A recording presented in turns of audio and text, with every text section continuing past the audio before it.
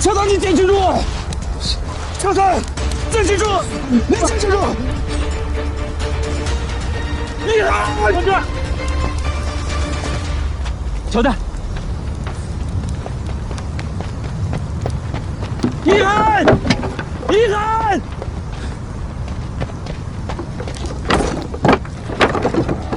一涵，一涵，什么情况？一涵怎么样啊？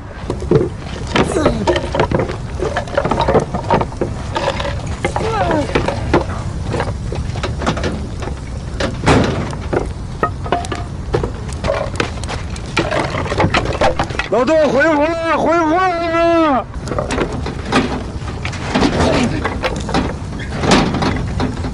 过来救人了！找到了，一涵还活着。来，把手给我！一涵，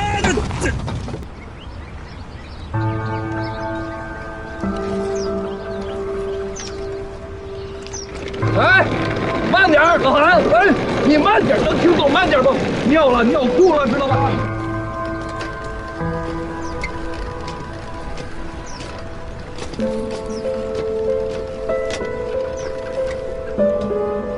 哎，你大爷！哎，我老韩，我错了。小爸爸，你等着，你下回受伤的时候啊，你看我弄不弄你？啊！错了，哥，我大哥。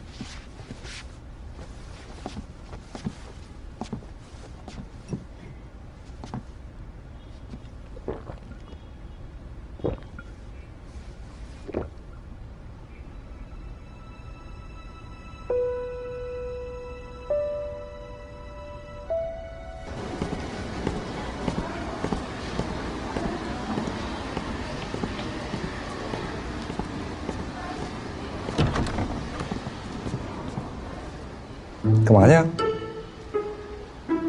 小丹，小丹，师傅，我没睡着。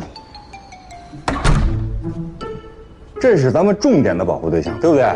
你师傅的师傅，你师爷抽调出这么一个宝贵的警力，耗在这儿，为什么？你不把人给我看好了？对不起，师傅。行了，你别说他了，我出去有点事儿，马上就回来。干嘛去？我想去看看大罗。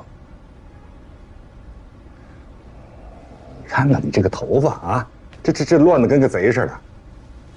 大罗愿意看着你这样。坐下，把头发剪了。啊，解开。来，坐。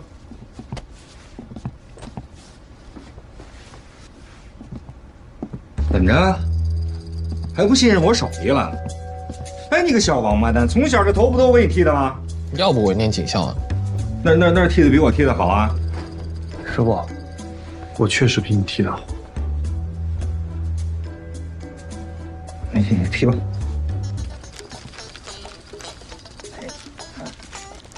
糖拿着啊！哎呦我，太多，平常吃饭不应时啊，低血糖了啊！来，小乐，谢谢师傅。谢什么谢？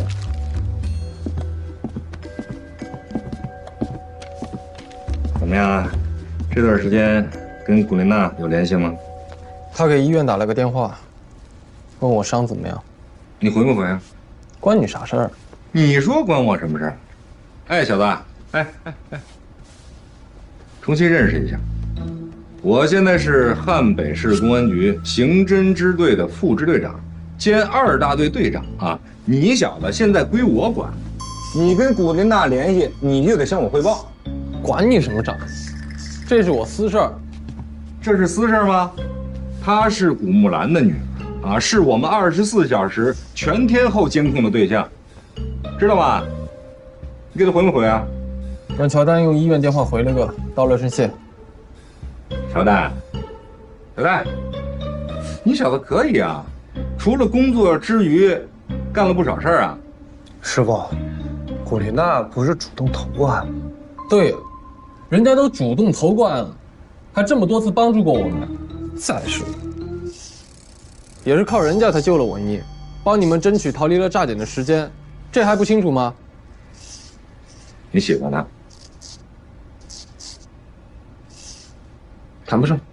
知不知道吊桥效应？小戴，给他背背吊桥效应，提醒提醒他。当一个人提心吊胆过吊桥的时候，心跳会不由自主的加速。碰巧碰到一个性格跟性别完全合适的人，会错把这种由危险引发的心跳误认为是心动，从而产生情愫。偶尔，你们俩一起吸过煤气，在极端的情境下互相扶助，他就容易出事，就是这个道理。我告诉你，跟煤气无关，跟狼舍的事情也无关。汉美那会儿我就觉得他不错。那你这还是一见钟情啊？腰细腿长，我好色，行不行？不会是你们俩已经发生了点什么吧？你想什么呢？我们顶多也就算朋友。年轻人家谁知道那顺序有时候乱七八糟的，不像我们啊，我们交朋友，那都是从深情的拉手开始。程队长，请你不要用你们中年人有色眼镜看待我们年轻人的感情观，行吗？咳什么咳？咳什么咳？吃草卡着了？把草吐出来，我给你接着。周一涵，我现在作为你的直属领导啊，我后边说的话，那就是命令。阿库被羁押了3个月，他把责任都推在了老金身上。为了不惊动周记，我们放了阿库，并安排警力对他们做了密切的监视。果然发现了古木兰的线索，为一网打尽，彻底铲除，暂时还没有收网。古琳娜的父亲古木兰是我们的主要目标，他的姐夫周记也已经被我们锁定了。基于古琳娜和这2位犯罪嫌疑人的特殊关系，我们要对古琳娜进行监控和调查。即使她是清白的啊，即使我们在她身上还没有发现任何的疑点，但是我们不排除这2位犯罪嫌疑人拿古琳娜来对付你，来拉拢你，把她当作糖衣炮弹打给你，你怎么办？你怎么处理？你得把这糖衣炮弹好好的留下啊，在他身上找找有没有突破案件的突破口。但是你一定记住，他不是什么糖衣，他就是个炮弹。陈队长，我上一阶段的任务已经结束了，我有权利也有义务向帮助过我的人道一声谢，怎么了？如果台局因为穆少白身上有疑点，阻止你跟穆姐姐来往，你怎么办？人家那是正经医院的有证的医生，对不对？人家合法纳税的，跟你这个事儿有关系吗？牧师医院的调查你查怎么样了？我正查着呢。我告诉你啊，我能干的事儿，不代表你也能干。傻逼！双标怎么了？古琳娜的事情已经过去5个月了，你能保证古琳娜她就不变吗？你要抓就抓。周记5个月你怎么不动啊？周记现在已经把所有的大事儿啊都撇在老枪的身上了，你现在怎么抓他？他根本就不怕咱们。不是他撇什么他？大陆就死在他手里，我当时就在现场呢。停会儿。我跟你说啊，06年、14年，我们2次围捕古兰，准备了万全之策，但怎么样呢？还是让他跑。为什么？因为时机选错了。我们现在可以去抓周记，很简单。为什么不抓？就因为如果现在又操之过急了，让古木兰又跑了怎么办？5个月了，该跑早跑了。周记是我们突破案件的唯一的希望，我们现在得抓住这条线索，不能松也不能紧，这也是唯一找到你母亲的线索。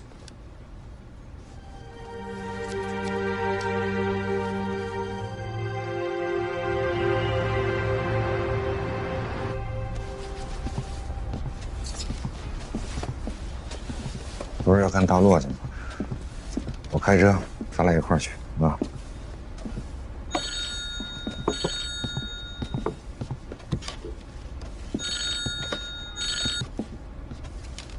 喂，你好，哪位？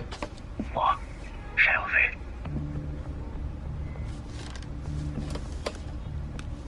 你还真没死啊？你不也没死吗？找我什么事儿？听说你是警察呀？有没有兴趣咱们俩合作呀？你弄错了吧？我的任务是抓你，不是和你合作。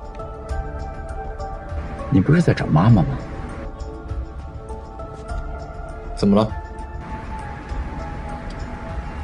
你妈还活着？你不会不知道吧？是呀，你们的目标是古木兰，我的也是。你们想搞死她，我也想。你想找七姑，我可以帮忙。怎么样？买一送一，可以吧？要不要先来聊聊？在哪儿？听说你住在3楼，对吧？顺着北边的窗户往下看，鹤壁24K08。小李，沙小飞露头了，同步消息，锁定位置。快！段志，在人民医院门口。看见了吗？你可以下来抓我，我立马认罪伏法，但我保证，追喊，再也别想见到你妈妈。我妈在谁手里？你觉得我现在会告诉你吗？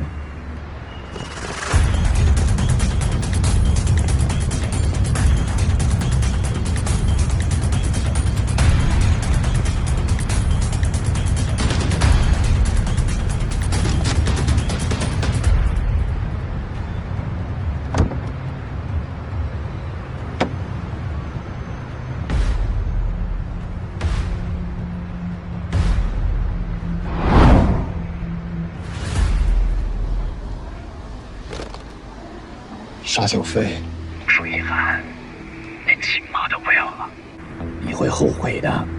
地点你定，我去找你。你可以不要你亲妈，我得去救我七姑。别再浪费机会了，等我消息。哎，段儿，你不用过来了。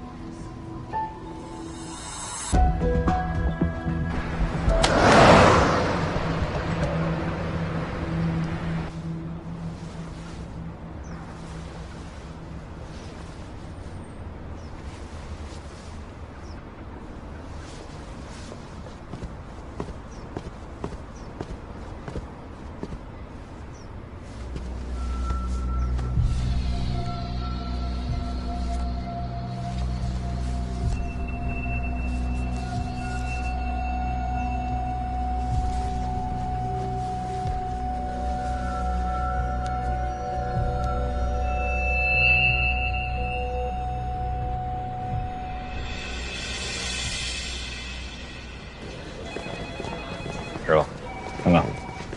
太君，师傅，陆一，你们的目标是顾木兰，我的也是。你们想搞死他，我也想。你想找齐武，我可以帮忙。你可以下来抓我，我立马认罪伏法。但我保证，追寒再也别想见到你妈妈。他说的七姑就是林克同志，他还活着。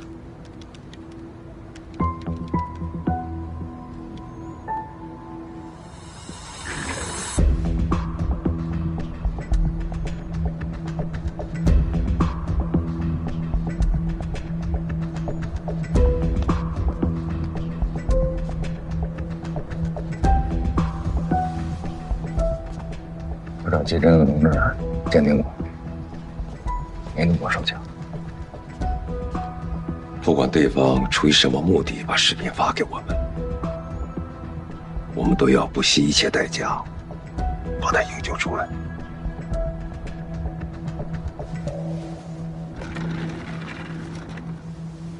视频既然是沙小飞发来的，那我们的线索还要从沙家父子身上找。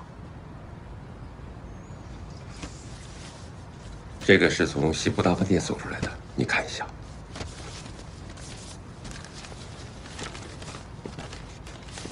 警察同志们，你们好，我是陆文天，也就是你们一直在找的罗强。你们现在能拿到这个视频，说明我应该是已经死了。可对不起，我实在是不想死在你们的手里。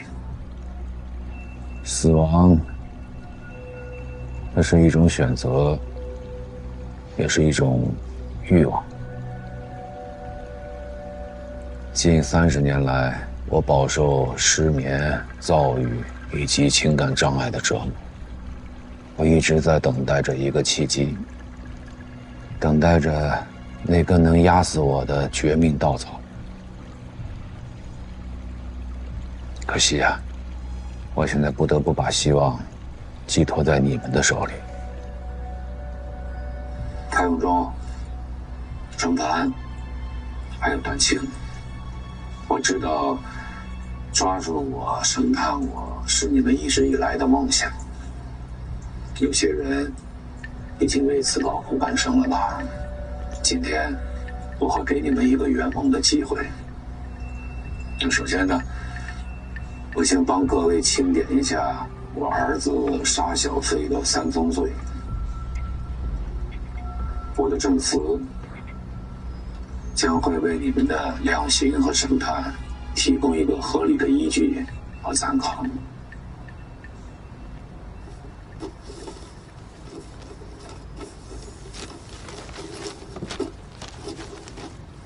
第一宗，非法持有枪支罪。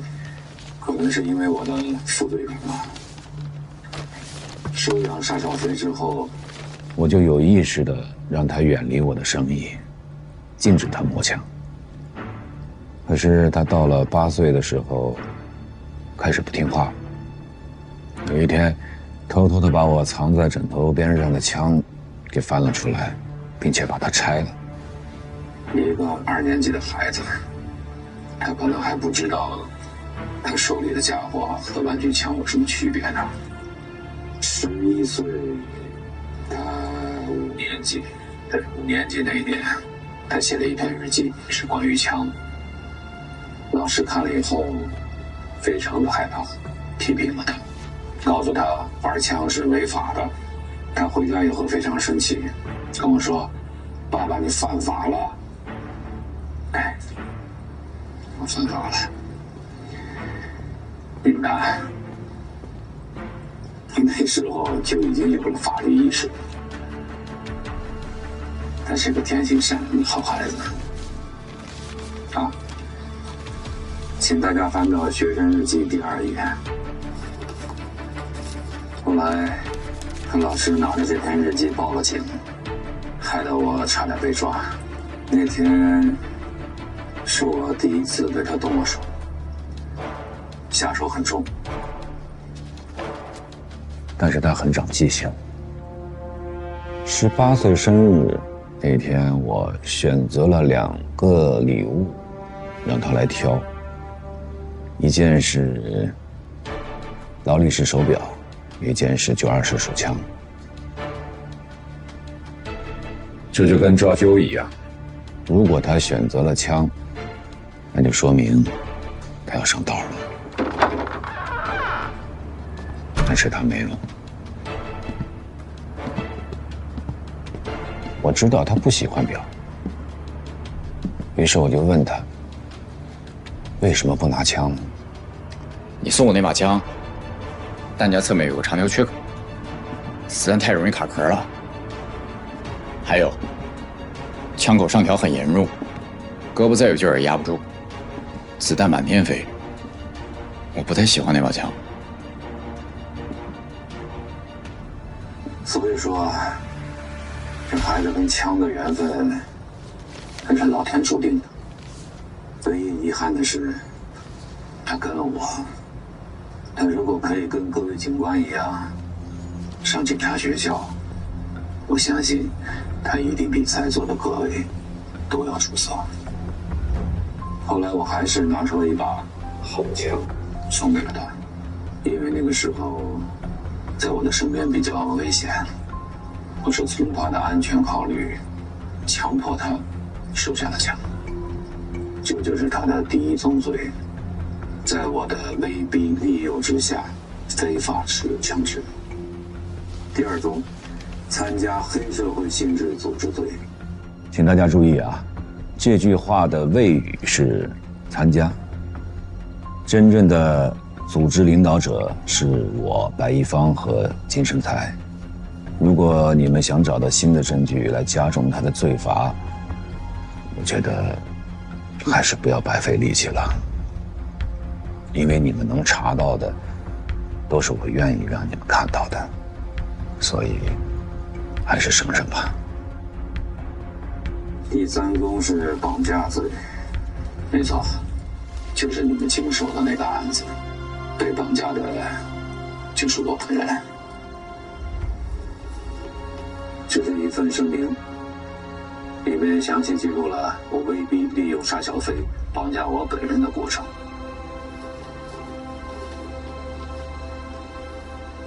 你们应该有我的指纹吧？比对一下，确保无误才好。这件事在量刑上可能会有些难度，我相信法律是公正的。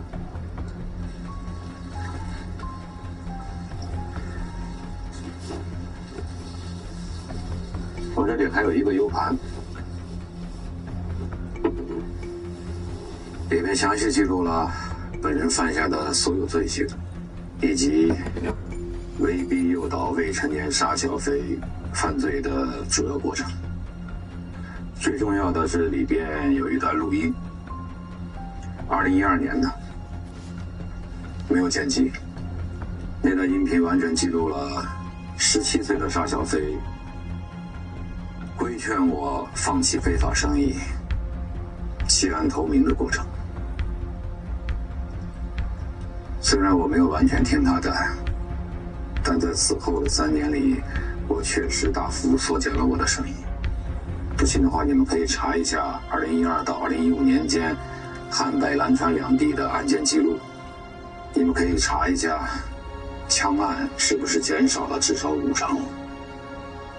如果情况属实，都是沙小飞的功劳。我希望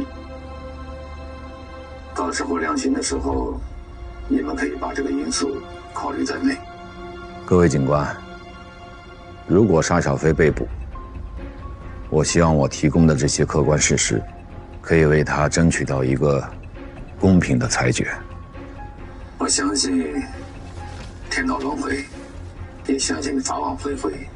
我相信程序正义，更相信司法公正。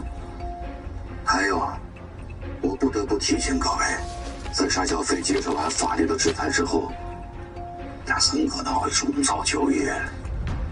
最后，我想各位肯定很好奇，我的仓库地址到底在哪儿？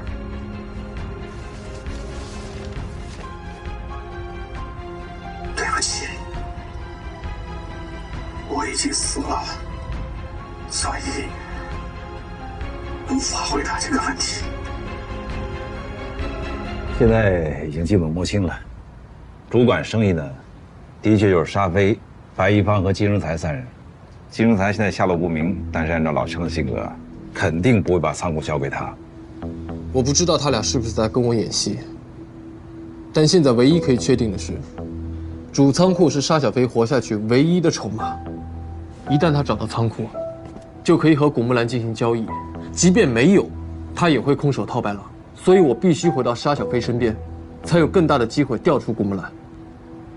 沙小飞手里有仓库，那他就随时可以自己去找古木兰，他非拉着你一起去干嘛？他现在就是一光杆司令，手里头只有主仓库这一张牌，只要他敢靠近古木兰，他连活下去都很难。如果不顺着他的意思，那就调不到古木兰。可是你现在的身体状况不能去。不是我身体怎么了？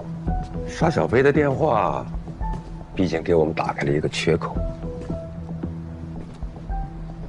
呀，你自己注意一下吧。啊，你这次之所以能够活着回来，而且案件取得了阶段性的成果，你凭什么？靠运气。怎么就成了靠运气了呢？在之前的行动里，到处都是九死一生的套。你之所以没被套死，就是因为运气好。段震，我觉得我们这一代，一涵是最有能力的。你说的没错啊，他之前格斗能力的确很强，但是现在呢，腿和腰都有枪伤，对吧？医生已经说了。哎呀，我知道，大腿肌腱断裂，且恢复后无法恢复正常，并且永远无法回到正常生活，这些我都知道。但是我认为，体力和格斗能力不是考核一个侦查员的核心标准。我在这个案子上获得了宝贵的经验，我参与之深超过了你们任何一个人。再说，你们不是要找古木兰女儿吗？我熟。哎呀，我觉得你妈妈的安危你非常的担心，我同样我也很。陈队现在不光是我妈了，还有大洛呢。你别跟我争！你现在首先身负重伤，其次，沙小飞还有古琳娜，他们都知道了你警察的身份。你作为一个侦查员，已经没有任何隐蔽性了。沙小飞和古琳娜是我们调出古木兰唯一的突破口。沙小飞来找我，古琳娜也算是我的朋友，我是唯一一个可以同时和他们两个建立起联系的人。朱一涵，你对古琳娜有自信吗？台局，我用我的警籍打保票，古琳娜是清白的。我们警察讲的是证据，不是自己的直觉跟义气。沙小飞还是有价值的，我们还是需要放长线嘛。太君，我了解沙小飞，他现在就算伏法，短时间内也不会开口。您看我能不能先接近他，靠近他，我再慢慢找机会。你就死了这条心吧。我们警察是不会跟罪犯合作的。这不是合作，是侦查。有我，他就不会横死了。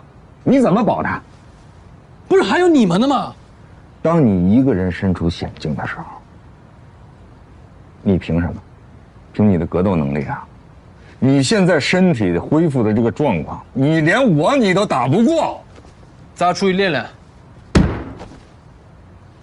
乔丹，把他给我送回医院去。师傅，你消消气儿。快去！一涵，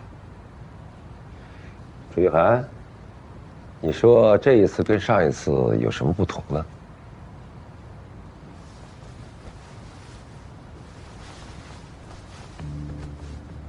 我和沙小飞是名牌。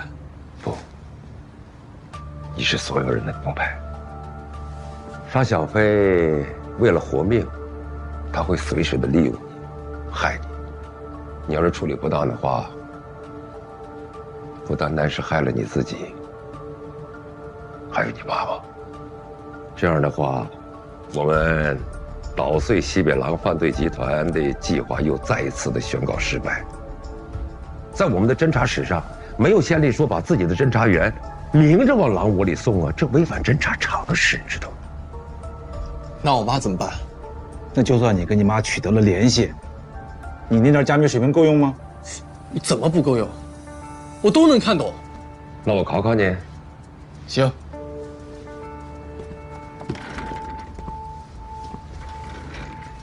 当初抓老枪的时候，只是因为4个字准备行动，那太简单了，太初级了。你看看这个，这个你能认识多少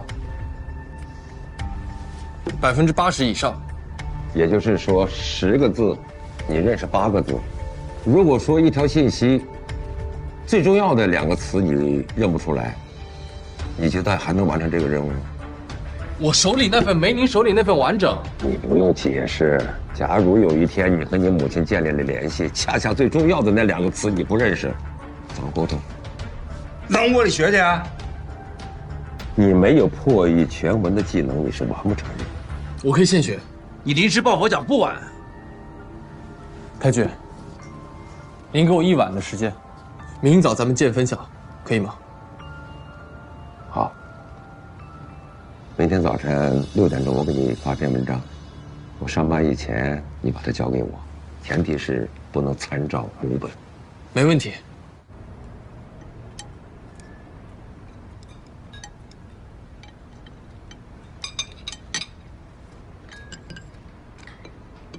这好吃。您多吃点这个。好。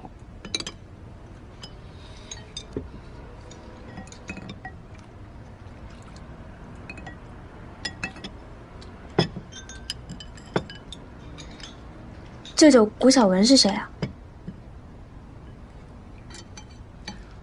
你爸爸家里的一门亲戚，他已经死了。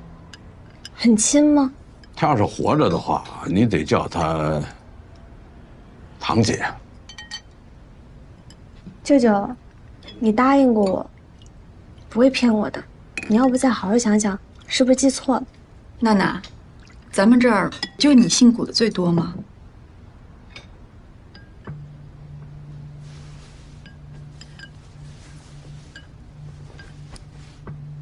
我的堂姐和姐姐一天生日，生辰也一样。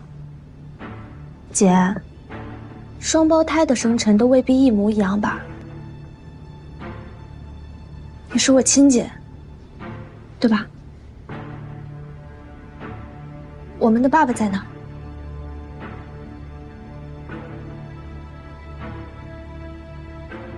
娜娜，每个人都有每个人的活法。爸爸他不来看你，并不代表着他不爱你。娜娜，舅舅心里面就是希望你能够平安、快乐、健康的生活。如果有什么人或者有什么事让你不快活，舅舅不会答应的。毕竟血浓于水，又有哪个孩子不想自己的爸爸呢？他应该为自己的行为买单。他当年也是为了生活。可他犯罪了。他在哪？我要见他。他死了。舅舅，别再骗我了。14年抓捕的时候，他就死了。可他给我打过电话，就在5个月前。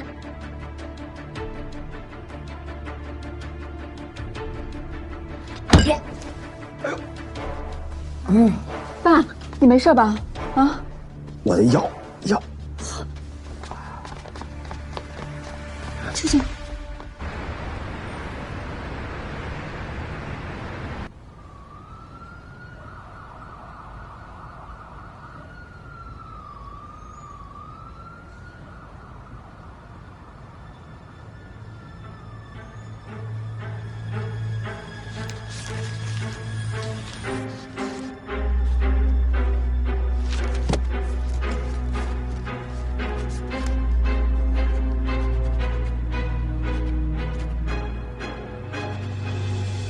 对不起啊，舅舅。傻孩子，没事。本来啊，在你成年之后呢，我就应该把事情告诉你的。是舅舅不该瞒你这么长时间呢。你猜的没错，文丽她就是你同父异母的亲姐姐。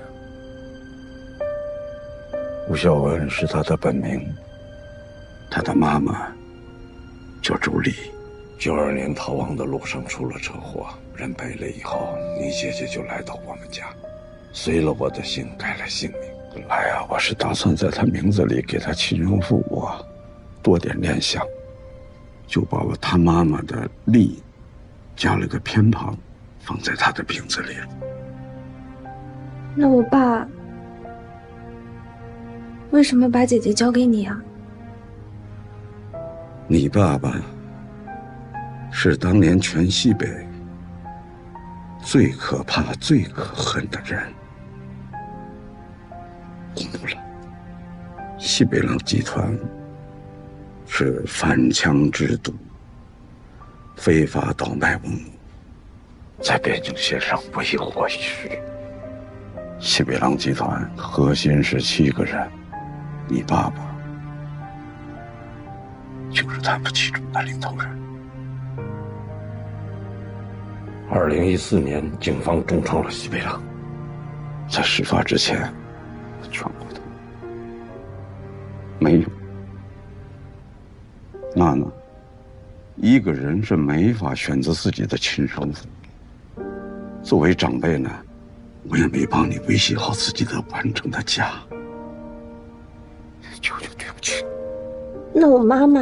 你不用怀疑，她跟那群人不一样。你妈妈是世界上最好、最善良的人。我妈，她是车祸去世的吗？06年8月21号是你的生日。那天呢，你们全家团聚。半夜11点，汉北、兰城、卡丽莎3地警方围捕你爸爸。你妈妈就是那天去世的。所以她也是被警察打死的。罪魁祸首是那群罪犯。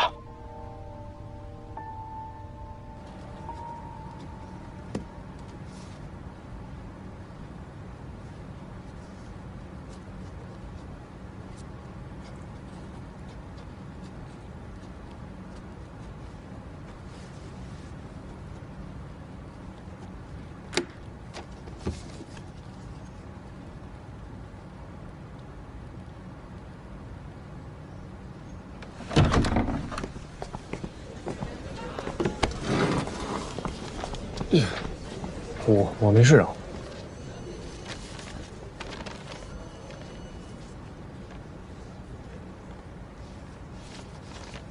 任务特殊2点，你复查完以后，刘主任签字，你就可以出院归队了。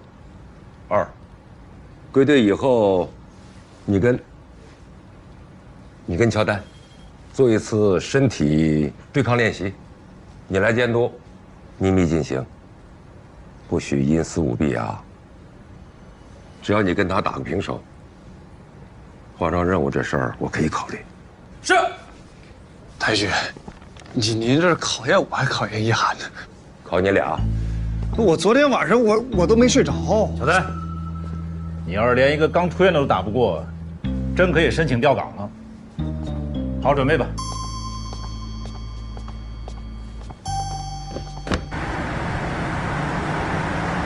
我就别去了，我去了呀，这小子更来劲。你只要盯住了乔丹啊，别让乔丹放水。一涵这考核呀，他通不过。哎，我不跟你说了，我这进了个电话啊。嗨，小婉，这中午饭还没到呢，开始包调换粥啊？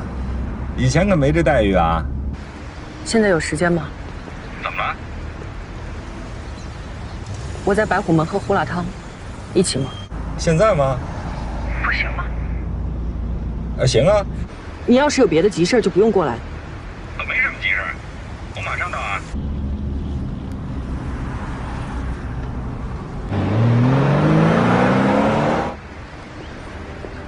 可以了。胡辣汤来喽，请慢用。谢谢。需要。我儿子呢？先吃点东西吧，再忙也不能饿肚子。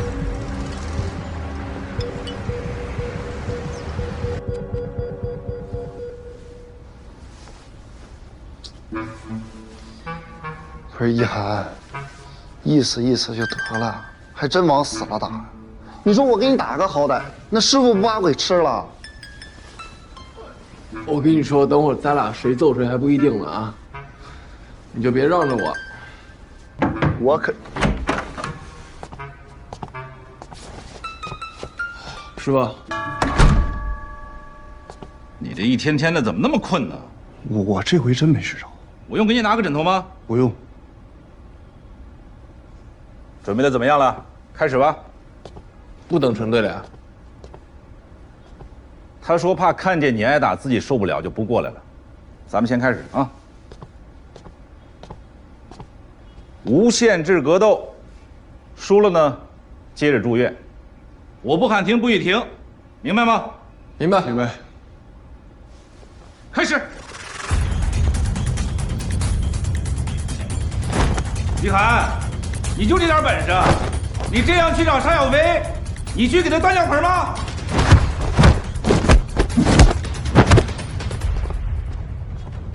乔丹，他的脚不灵了，你对一个软脚虾客气什么呢？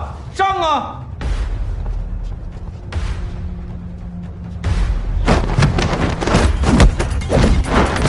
乔丹，你要是敢放水，那就是在坑子。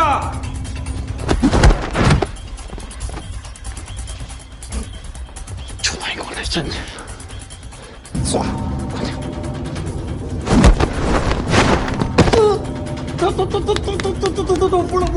服了！起来！这要是真进了狼窝，那些人会对你们手下留情吗？闹呢！什么玩意？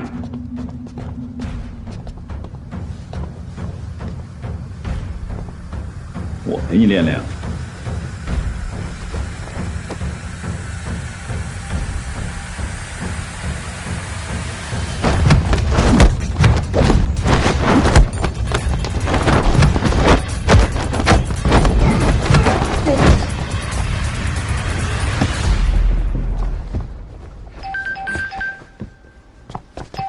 服不服？端着点，不服！电话端着，我师傅。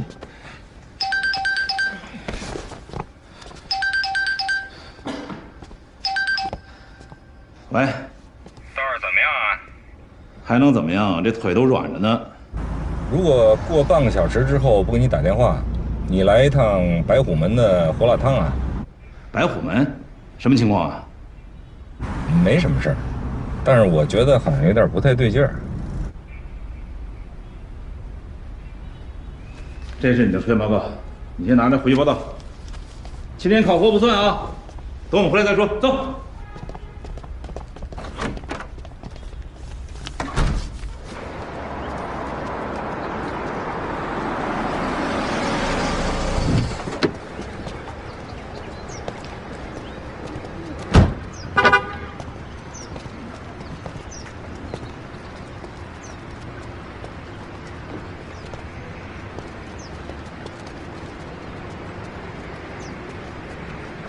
小婉，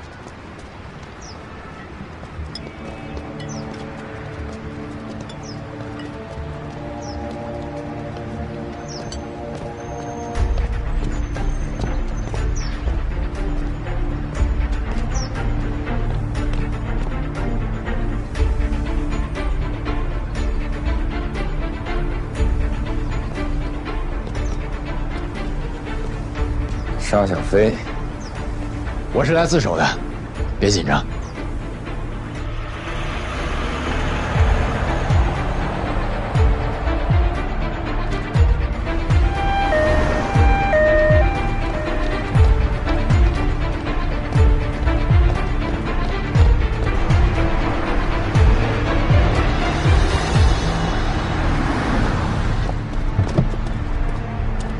段指，什么情况？电话也没接，估计是出事了。乔丹，你到了交警队以后呢，把这监控往前倒，让兄弟们也费点心，有什么情况随时联系。明白。上车。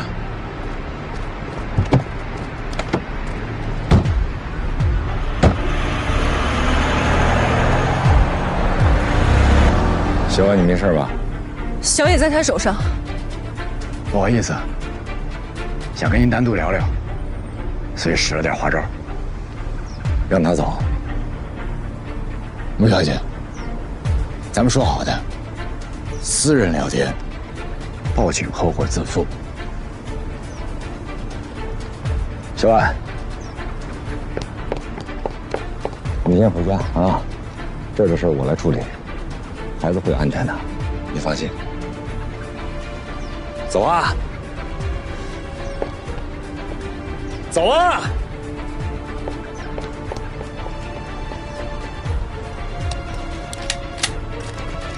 孩子在哪儿？程队长，绑架是重罪，我绝对不想在自己身上再揽这么一档子破事儿。咱们聊得开心，孩子平安无恙，我认罪伏法。那要是不开心呢？您觉得呢？你觉得你逃得掉吗？程队长，孩子毕竟在我手上，你觉得我会怕你吗？我看过你的档案，你是个游戏高手，你觉得你能藏到最后？我为什么要藏到最后？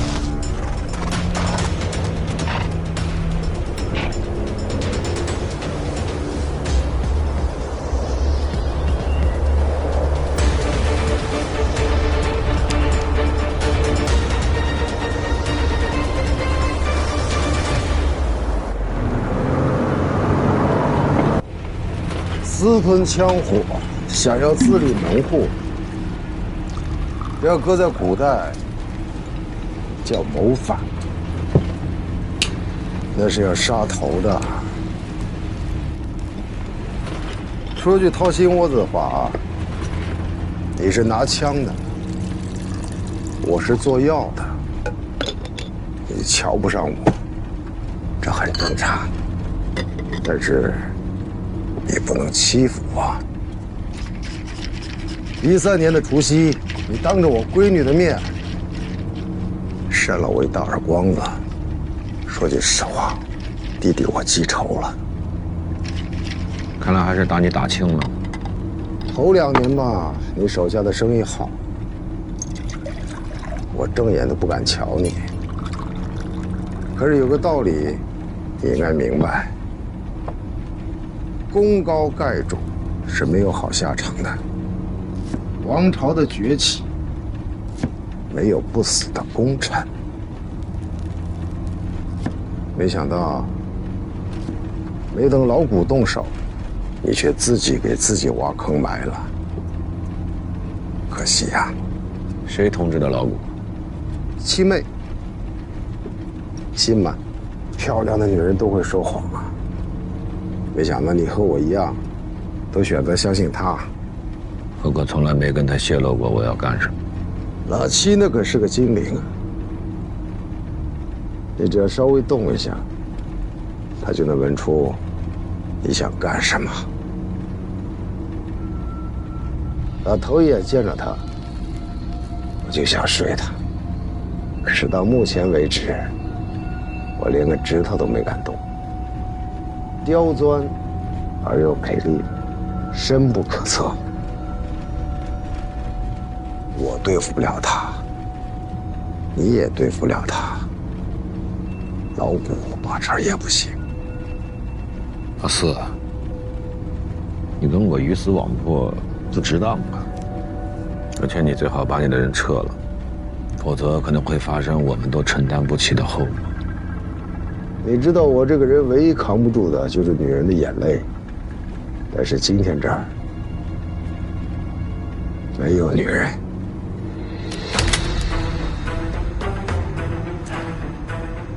妮妮在我那儿。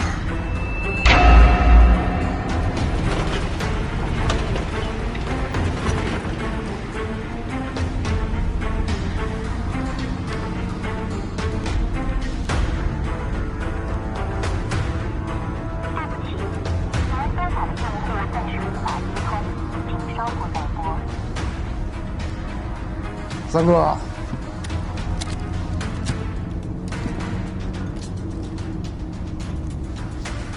你我之间是你我之间的事儿，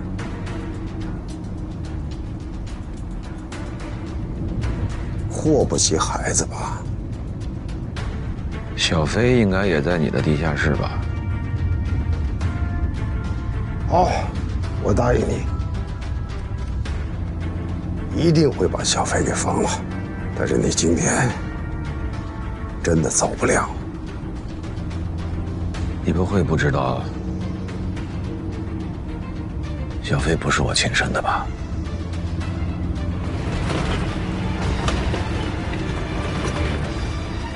停车！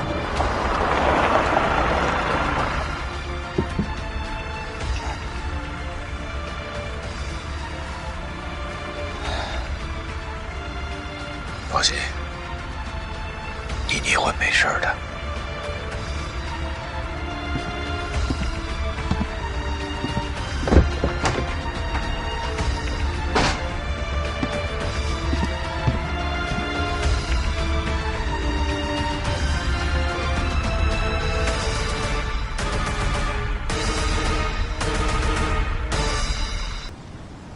我知道，你不就想踩着你的家人和队友们独享天命圈吗？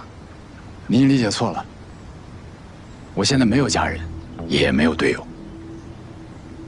这样吧，咱们俩把枪都放下，我跟你好好谈。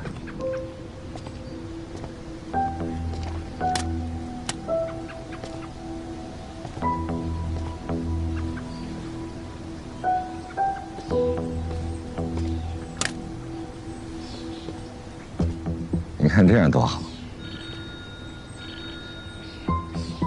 我接个电话。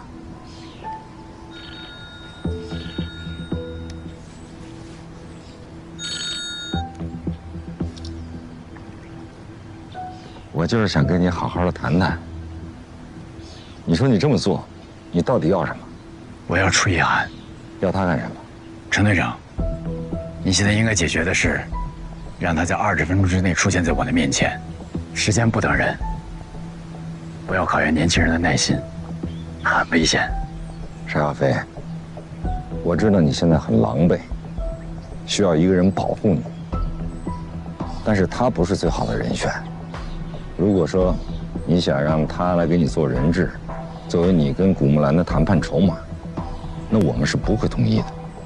我再说一遍，我要楚一涵。作为回报，我可以让楚一涵还有林科一起平安的回来。我为什么要信你呢？因为只有我知道我旗库在哪儿。好吧，我再加一个筹码。裴银，在你们的结案档案里面，他应该已经死了5年了吧？裴银的现在在哪？我可以把他给你，但不是现在。那你这么做图什么呀？张队长，你调查过我，那应该了解我。如果您不想好好谈，就把我铐走，咱们一起完蛋，好不好？哎，你冷静点啊！我来就是来解决问题的。那就打电话给楚一涵，告诉他我在这儿等他。我没有这个权利。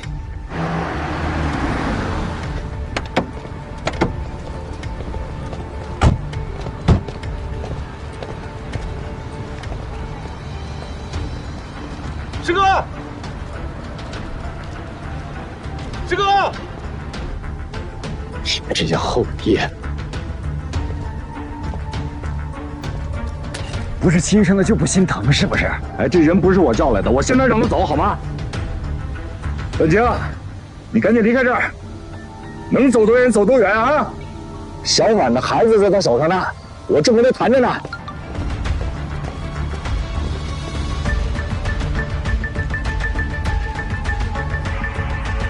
走。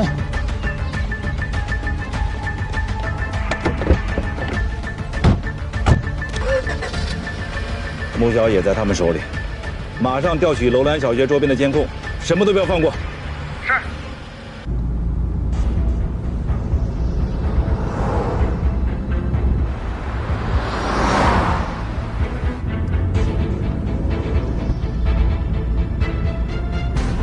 你们2大队马上出发搜寻人质，无论如何要把人质带回来。是。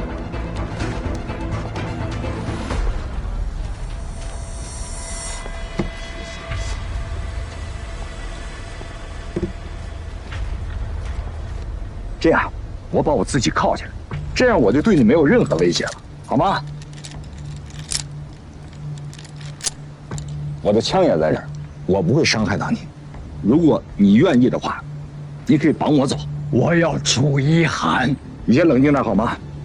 我可以绕过我的上级，帮你找到楚一涵，甚至我可以放他走，但是前提是，你要把小野和林克的线索都交给我，因为他们都是我的好朋友。哪怕我死，我也不会不管他们的。如果你告诉我这条线索，陈队长，那就是你的立功表现。告诉你也没有用的好吗？你现在能够自首，我会尽量帮着你减刑。别他妈给我废话！陆文天给过我一些资料，我知道你的童年，家里边的变故，还有你所有的经历。说心里话，我很同情，也很怜悯。我研究过你的档案，你的罪行并不重，只要你好好表现。用不了几年的时间，你就能够回归社会，成为一个正常的人。我很想知道，我哪儿不正常？这是你的一次机会，你自首啊！我一定帮你争取一个公正的判决。我亲爹被杀的时候，你们在哪儿？陆文天把我拐走的时候，你们在哪儿？我一个人被绑在地下室的时候，你们在哪？你现在劝我从良？晚点的吧。你父亲的案子，当年就平反，公安局局长李局长一直想方设法给抚恤金，但是一直没有找到直系亲属。当然，当时你被陆文天带走了，但是后来一任……闭嘴！让楚一涵来。少飞，不就找我吗？我跟你走。你来干什么？我命令你离开。说，我妈的线索在他手里，我没得选。你给我滚呐！滚！把羽毛师放下。还有个更猛的，要不要试试？婉清，这有炸弹，请拆弹专家。楚一涵，他们派你去做卧底，你偷偷摸摸的，连个屁都不敢放。是死是活，他们也顾不上你。说实话，我都替你觉得委屈。今天咱们就改改游戏规则。他跟我走，我替他做掩护。你们要跟他联系，我不拦着。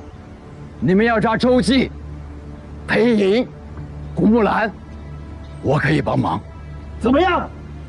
我做饵，他做线，少了一个，也调不出来古木兰。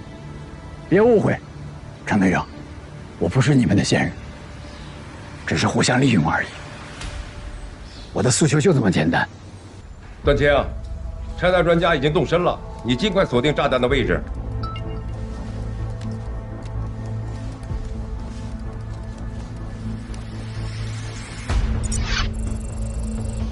锁定这个号码，经理。是。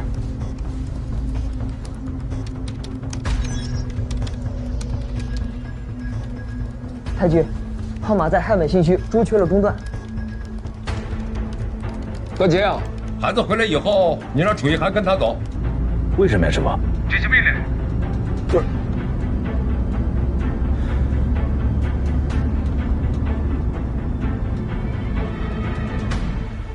孩子在哪儿？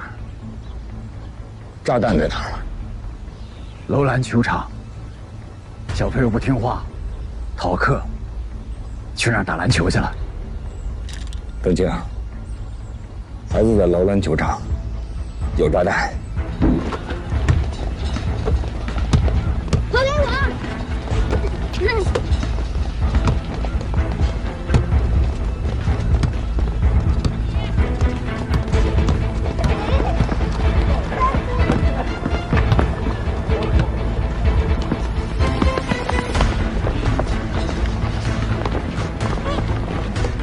程毅，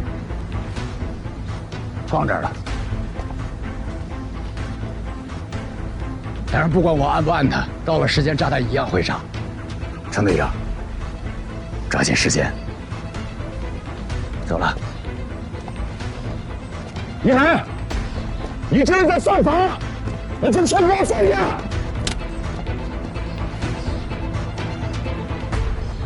哎，小朋友们，先不打了，叔带你去买冰淇淋好不好？好不好？快走，快走，快！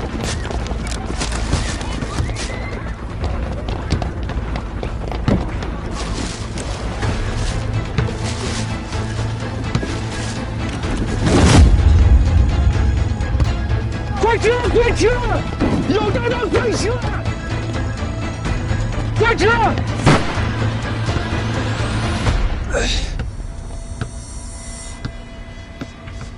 什么玩意儿啊？听说过配音吗？裴老四。嗯哼。你现在跟他混？话说的，那叫合作，各取所需。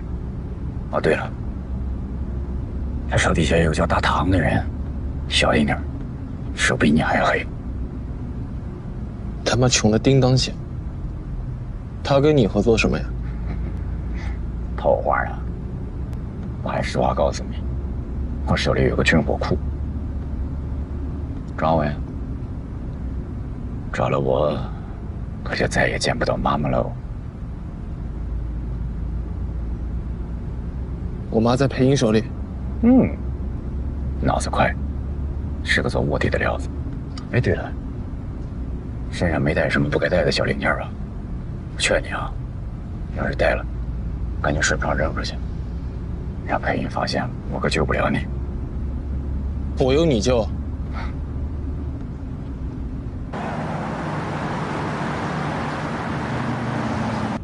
之前看球了吗？季后赛挺精彩的。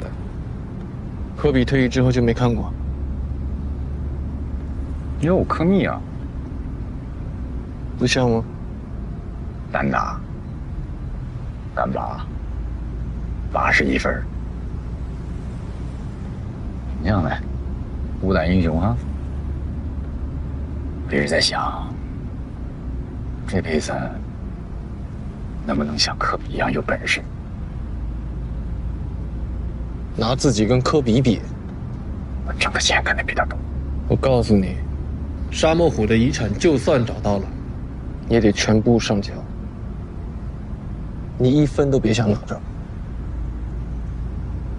话别说的太早，小心啪啪打脸。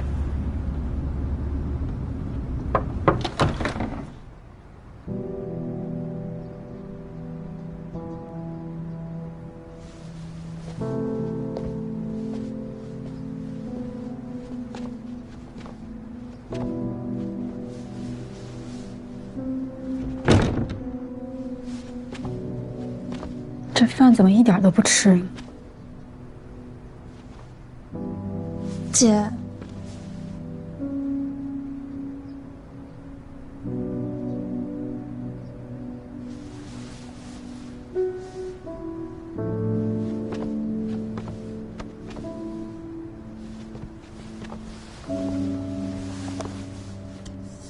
我给你煲了汤，你要不喝一点？你对爸爸还有印象吗？他凶不凶啊？有。我从出生到92年的时候，都是他陪在我身边的。92年的时候，他出了点事儿，把我送到了江家。但是只要他有机会，就会来看我的。还记得那个时候，应该是我上大3的时候，校外有一个男生一直在骚扰我，我不知道他是从哪听说的这件事儿，后来帮我把麻烦解决了。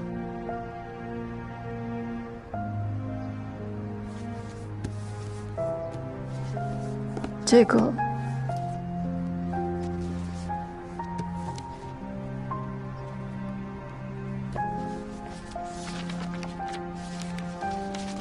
爸爸是初2辍学的，文笔不太好，错别字也很多，但是他每次见过你以后都会很开心很激动，所以他也会写很多很多。这里有302篇，爸爸一共跟你相处了302天。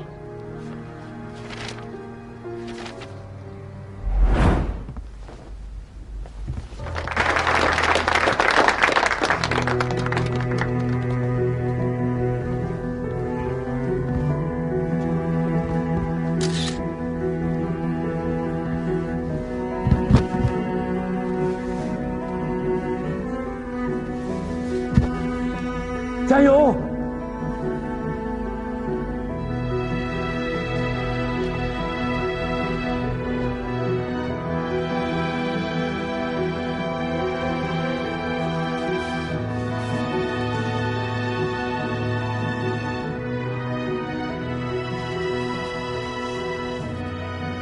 爸爸这些年没时间陪你，怎么，在你心里，不会也是个恶人吧？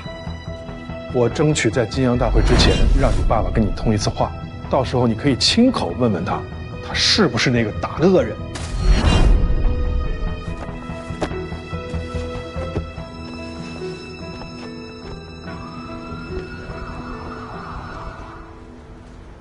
太君，一海到永安路了。把程法和段琴找来。是。哎，师傅。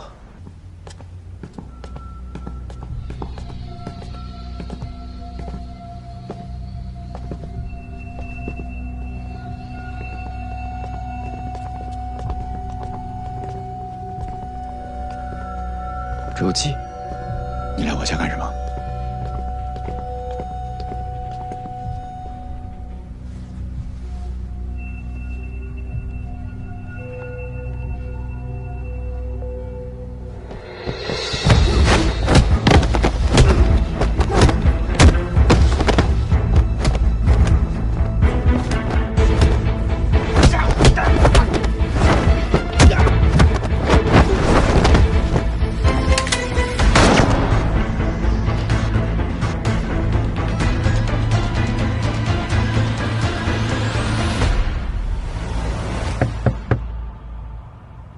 姐，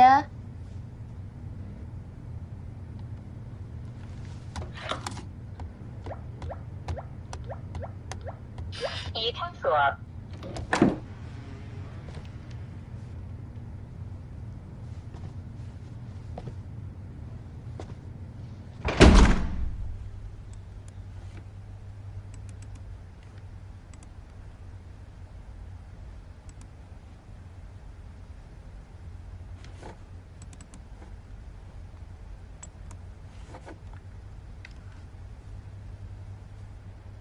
喂，你好。喂，你好。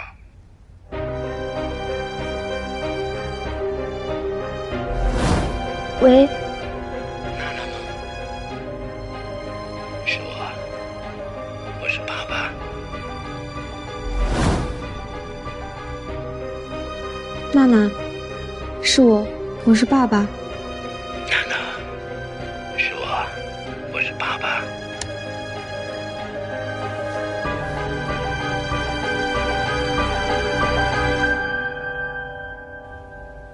你不是已经被警察抓了吗？怎么跑出来的？警察还说西北狼都死完了呢。现在全世界都知道你是谁了，你还在这儿给我演谍战戏呀，小警官。你是警察呀？尚小飞，你也跟我演戏呀？我帮你找着了你的亲生父亲，你不感谢我就算了，转头就去找警察，你想干什么呀？怎么可能？我去找警察，我不是找死吗？哎呀，枪叔的事儿，其实我也挺难受的。这个时候你就更不能乱跑了，你万一要是不小心栽在警察的手里，那真的就是要去赔枪叔了。其实我们可以合作，不是想要枪吗？仓库就在我手里边，您想要多少？是吗？仓库在什么地方？方便带我去看看吗？去，倒是不远，不方便。这样，我打个电话让金叔给您送来。金叔电话就在我手机里边，还得麻烦你们一下。不用那么小心，我们家能喘气儿的都死绝了。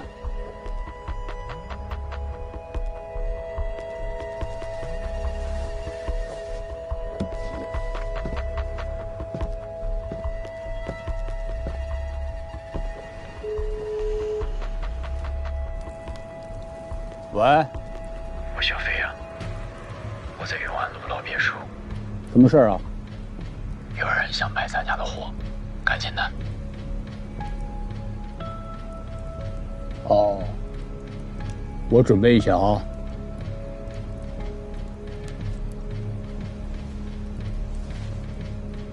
仓库在你手里？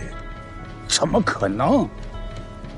老枪，你又不是不了解，这小飞肯定是遇上麻烦了。新叔，小飞怎么了？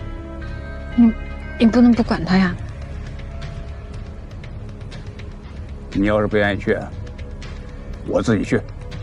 大堂别考了，收拾一下，准备去永安路。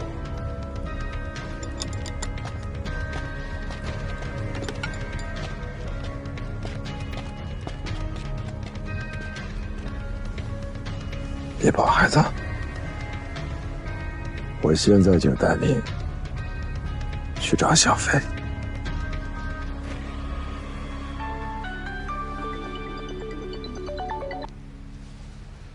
喂，姐夫，你在汉北吧？我有事要找你聊。我正忙着呢，等我回去吧。我现在必须马上见到你。什么事儿这么着急呀？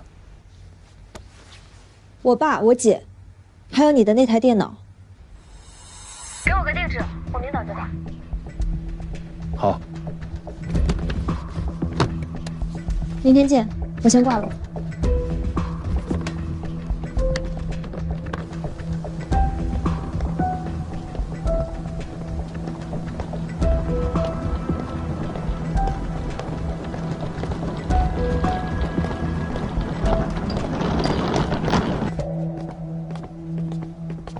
师傅。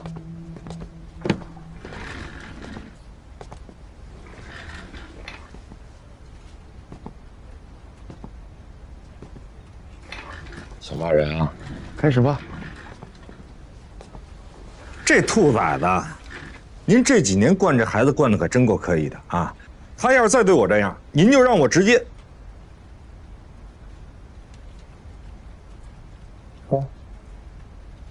什么意思？您给我交个底。今天这一出都是您安排的。一涵是不太成熟，但我们总得给他机会成长。看看这，这是今天下午1点25收到的，跟上次的不同，这一次发这个信息的地点是在汉北。刚发信息的时候，这个信号还在新区的朱雀路，往西走了几分钟之后，这个信号就中断了。这不对啊！这第2行里边这是个乱码，这不是林队发的。对，肯定不是林哥发的。您早知道，师哥，这如果林队能回汉北，他不可能不联系你啊。也就是说，上回发信息的人也不是他，是吧？那您安排一涵出去这一趟，跟这个信息也没关系。为什么呀？楚一涵他单独跟他联系，他只对您负责任。楚一涵能不能出去，关键是这条信息是谁发的，很明显啊。你坐下。发这条信息的人是处于老枪的对立面。根据以前的阶段来看，这个人没有对楚一涵造成任何不良的影响。你们看会不会有这种可能啊？这条信息不是林科发的，是委托了别人代他发的。因为除了林科，在西北狼的集团内，不可能有人会用这种加密的方法。您是说林科又发展了一个线人？目前来看，还不是敌人。我没那么乐观啊。如果他是个线人，为什么这5年来他都没跟咱们联系过？他现在跟我们联系了，他为什么不光明正大的联系呢？其实5年前在收网的前2天，我收到过一条加密的信息，举报西北狼的藏身地。您怎么不早说呢？闭嘴，听我说完。我给他回复以后，他就没有下文了。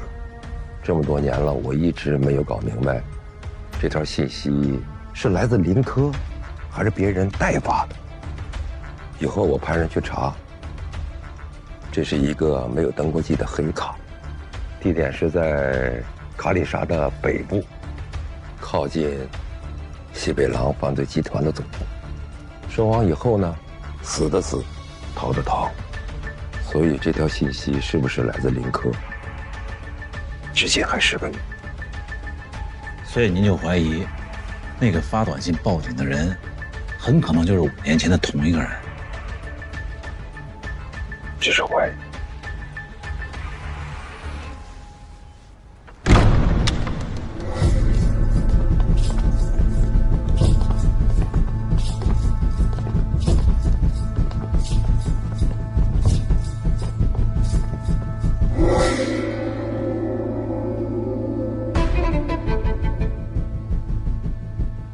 小飞呢？老金，是我找你。先看看货吧。正主不在，看什么货呀？小季，几年不见，不认识你四叔了。四叔？老三死了，现在仓库由我和小飞接管，我们爷俩结盟了。小飞呢？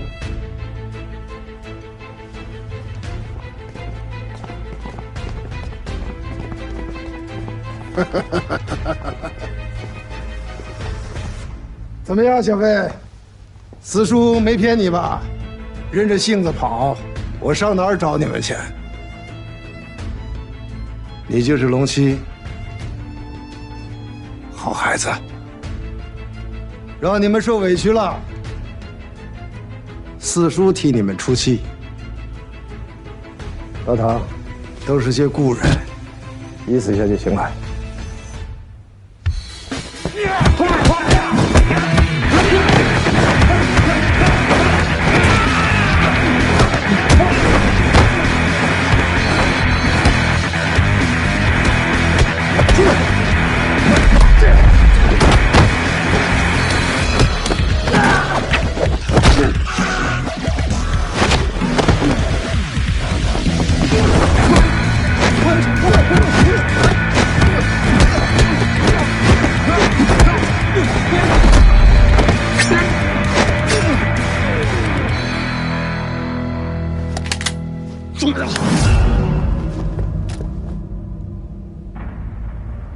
瞎比划什么？怎么就改不了这个臭毛病？当年抓老枪，你也是这么拿枪对着我，上一代人血的教训，你们一点都没吸取。收起来！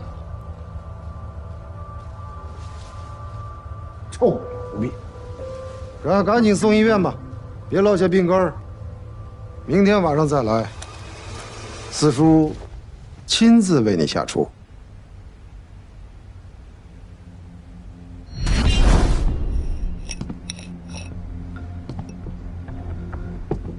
小飞吧。哎呦，长这么大了，不会不认识你四叔了吧？你爸是我举报的，是老秦出卖了他吗？别怪老金。老金之所以告诉我你爸的藏身地点，是想让我去救他。你看，多仗义呀！我知道你不喜欢老金，但是我曾经问过他，如果你和他杀一个留一个的话，他怎么选择？你猜他怎么说？说留你。仁义啊，孩子，你别告诉他这个事儿啊，否则的话，我就不会留你了。另外，你帮我一个忙，你跟龙七应该很熟吧？龙七的真名叫楚一涵，是个警察，也就是你七姑的儿子。这样吧，你去想办法把他给我请来，让他们母子团聚吧。七姑还活着？谁告诉你七姑死了？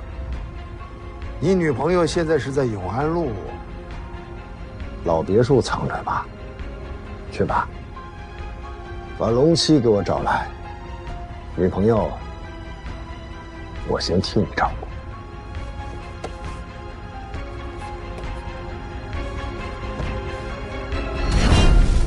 小飞，不管你们这对养父子感情是深是浅，我想你应该是会恨我的。但是我想告诉你，你爸爸的死是罪有应得。所以我劝你，先顺便想开点儿。想多了。还记得妮妮妹妹吗？小时候总跟你一起玩的那个漂亮的小公主，如果活着，应该大学都毕业了。因为她爸爸真坏呀，背叛这个集团，想要造反，被你妈妈揭露了。为了抓他，我先把他关晕了，关在地下室。可是我错了，我没想到居然他的命对他都不构成威胁。我也没想到他会对妮妮下手。更没想到的是，在他放了他之前，悄悄地给他打了2针，0.4克的海洛因。我制毒27年，严禁手下人沾毒。可是千算万算，没算自己的女儿。妮妮是个胆小的孩子，她没法告诉我。一直到前年11月9号，她实在是忍受不了了。她跟我说：“爸爸，我受不了了，我想开天窗。”开天窗，娘。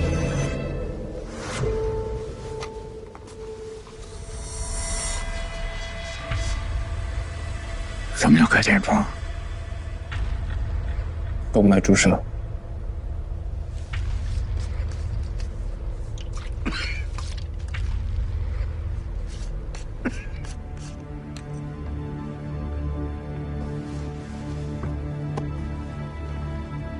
挖了我身上最疼的一块肉啊，小飞啊！我要报复，合情合理吧？老枪已经死了，我也是来寻死的，没想到吧？来，孩子，你死的时候，我就已经想好了。如果有一天我无路可退，我选择和他一样的方式去死去陪他。如果你想给你爹报仇，往这儿扎，我不会还手，也不会让他们动手。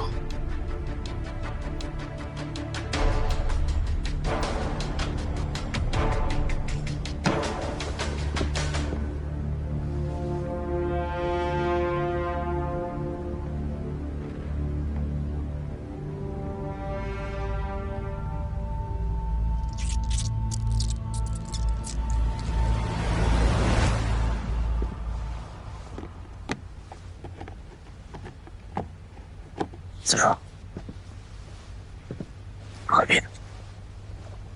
好，接下来就简单了。从现在开始，我们都忘了旧怨，咱们仨一起干一件大事儿，有意义的事儿。”哎，子说，我先声明，仓库是我的。我从来不会抢小朋友的东西的，但是沙漠虎的遗产在古木兰那儿，记住，你爸爸、你妈妈还有我，对于集团来说，功劳苦劳都不小，所以咱们仨有资格分这块蛋糕。你们俩的那份儿，我来替你们拿。咱们仨的合作关系不讲感情，就是利益，怎么样？很完美的合作关系吧？好消息是，古木兰知道你手上的仓库，我了解他，迷信而又克制。他手上要是没东西的话，不会贸然回国的。你手上的仓库，就是和他谈判的筹码。我知道。我会去跟他谈的。你的意思就是不想让我这个中间商挣点差价呗？我们年轻人有年轻人的办法。你能有什么办法？找周记？哈哈哈哈！刚才那幕你们刚刚经历过，有用吗？他会听你的。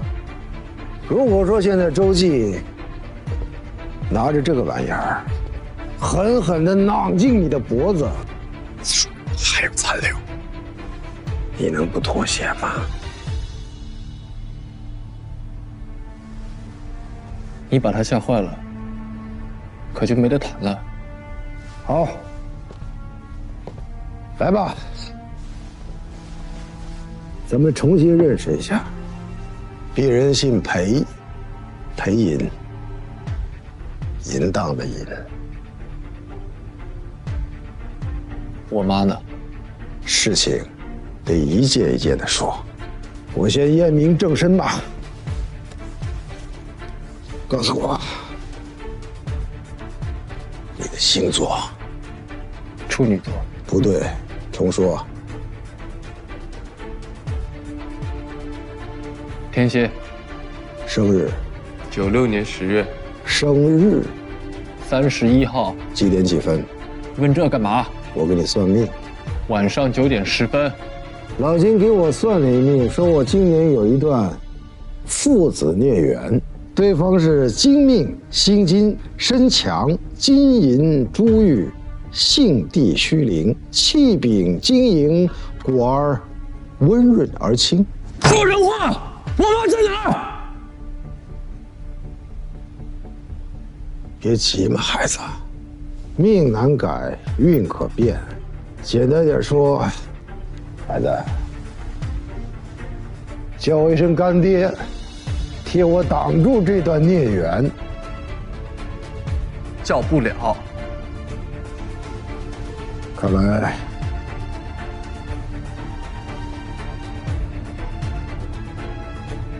我们是真的有缘呐。